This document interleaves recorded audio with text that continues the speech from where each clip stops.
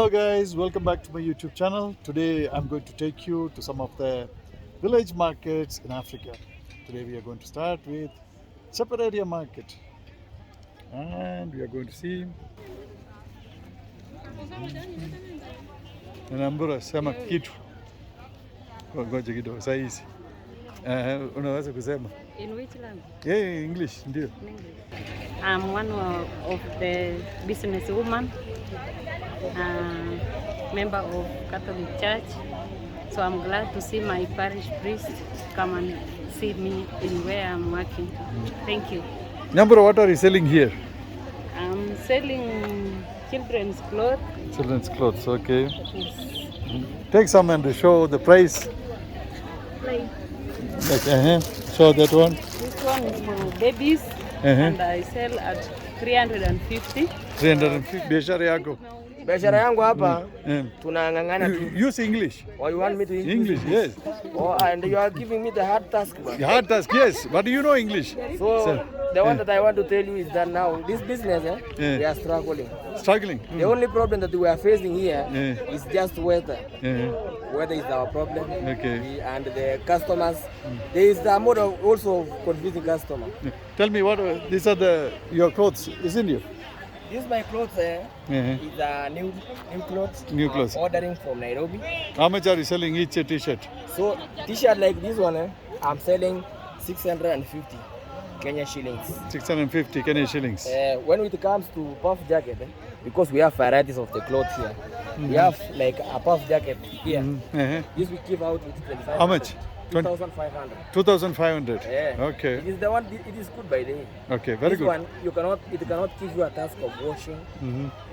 Those are some of the things. Very good. Also, we have official one material. This one we give out at 700 Kenya shillings. 700 Kenya shillings. This when you are going to an interview. When you are going to interview, you cannot go with the jeans. Yes, you have to go wear with something official. You know the first thing there, the interviewer look dressing mode. Hapa ni mitumba. Oh, good. This is the place they are using all old clothes. Yes, old clothes. And a lot of people come and they buy. Especially when they close the school. Oh, this place. Julius. எல்லாருக்கும் வணக்கம். இன்னைக்கு இந்த சாயங்கால நேரத்தில் உங்களை இந்த பீரோன்ற இந்த ஊரில் இருக்கிற சந்தையை அறிமுகப்படுத்தலாம்னு நினைக்கிறோம். ஸோ இந்த ஊரில் பார்த்தீங்கன்னா ஏறக்குறைய இந்த சுற்று வட்டாரத்தில் இருக்கிற 20-30 கிராமத்துக்கு இன்றைக்கி திங்கக்கிழமை சந்தை. பார்த்திங்கன்னா ஏரியில் பிடிக்கிற மீன், இந்த மீன் பிடிச்சாங்கன்னா பிடிச்சி அதை தொகை போட்டு அதை வச்சுருவாங்க. 1 வாரம் 2 வாரம் 1 மாதம் 5 மீன் இருக்குங்க. நல்ல ருசியாக இருக்கும்.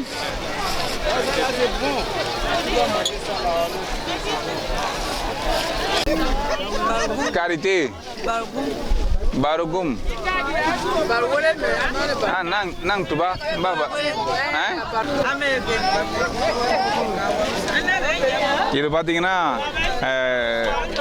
Traditional soap. அந்த ஒரு சீயக்காய் காயமாக இருக்கும். அந்த சீயக்காய் காயில் செய்கிற எண்ணெய், அந்த எண்ணெய்க்கு அப்புறம் எண்ணெயில் இருக்கிற மீதியை பார்த்தீங்கன்னா அந்த மீதியை எடுத்து சாம்பலோடு கலந்தாங்கன்னா இந்த மாதிரி சோப்புக்கு கிடைக்கும். இதை வச்சு சாமான் தைக்கிறது, துணி துவைக்கிறது, அது போல் ஒரு சில வேலைகள்லாம் செய்வாங்க.